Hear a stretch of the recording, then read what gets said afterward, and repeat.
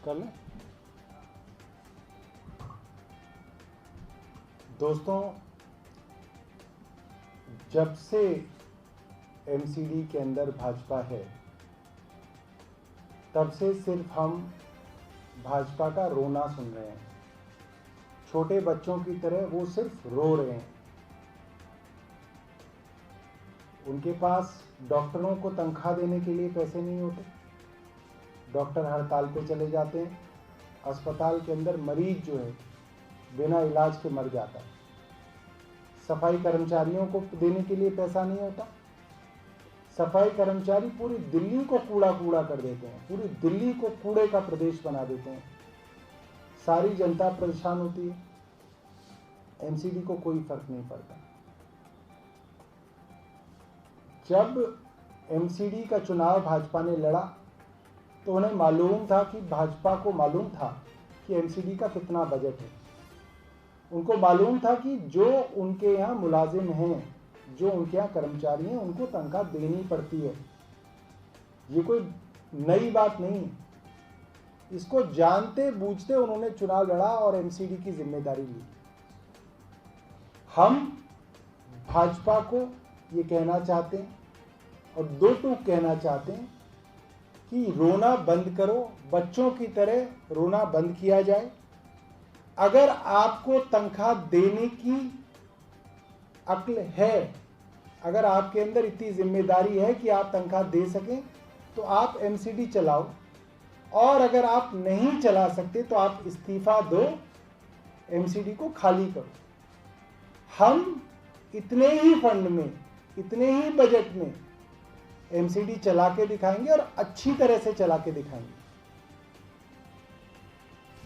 हमारे जितने भी कार्यकर्ता हैं,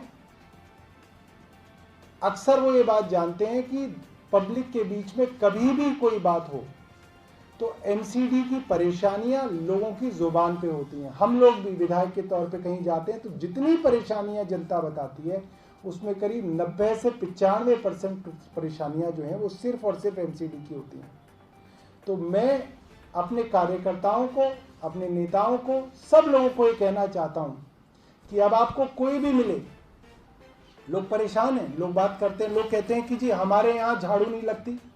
आप उनसे कहिए कि जी एमसीडी हमें दो, हम झाड़ू लगाएंगे।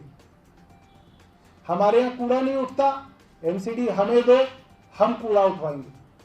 हमारे यहाँ कॉलोनी की सड़कें 15-15 साल से नहीं बनी, एमसीडी आप हमें दीजिए, हम आपकी सड़कें बनवाएंगे। आपके पार्क बेहाल है, आप एमसीडी हमें दीजिए, पार्कों को अच्छा हम करके दिखाएंगे। तनख्वाह जो नहीं मिल रही एम्प्लॉइज को, कर्मचारियों को, एमसीडी हमें दीजिए, हम आपको तनख्वाह दिलवाएंगे। डॉक्टरों को तनख्वाह नहीं मिल रही, एमसीडी आप हमें दीजिए, हम आपको तनख्वाह दिलवाएंगे। बिना टैक्स बढ़ाए, बिना भ्रष्टाचार के एमसीडी को इतने ही बजट के अंदर हम जो है चला के दिखाएंगे। ये बात हम सबसे कहना चाहते हैं। नालों की सफाई नहीं होती, नाले जब जब बरसात आती है पूरी दिल्ली डूब जाती है। एमसीडी आप हमें दीजिए, हम दिल्ली को पूरी बरसात के वक्त में भी बिल्कुल साफ सुथरा, बिना जल भराव के आपको दिल्ली को करके दिखाएंगे। एक वर्ल्ड क्लास दिल्ली बना के दिखाएंगे। जिस तरह से शिक्षा का मॉडल पूरे देश में जाना जाता है, जिस तरह से स्वास्थ्य का मॉडल पूरे देश में जाना जाता है, ऐसे ही दिल्ली की एमसीडी का मॉडल पूरे देश में जाना जाएगा। धन्यवाद। कोई सवाल है तो बताइए जी।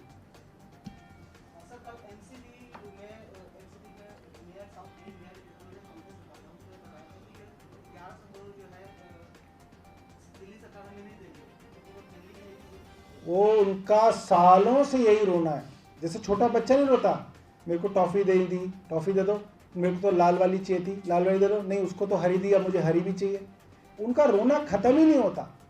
और ये हाल आ गया कि कटोरा लेके, अब बोल रहे हैं कि कटोरा लेके बैठेंगे। तो कटोरा तो उन्होंने पूरी दिल्ली के हाथ में थमा रखा है।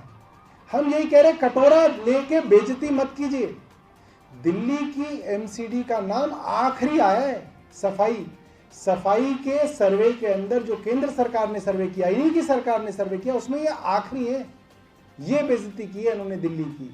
और अब ये कटोरा लेके जो है दिल्ली वालों को देना चाह रहे हैं। हम यही कहना चाह रहे हैं दिल्ली प्रदेश के अध्यक्ष को और दिल्ली की एमसीडी के तीनों मेयरों को, भैया माफ कर दो, दिल्ली वालों को माफ कर दो, छोड़ दो एमसीडी, तुमसे नहीं चल रही ना, तुम एमसीडी से त्याग पत्र दे दो, इस्तीफा दे दो, हमें दे दो एमसीडी, हम चला के दिखाएंगे। ठीक है, धन्यवाद।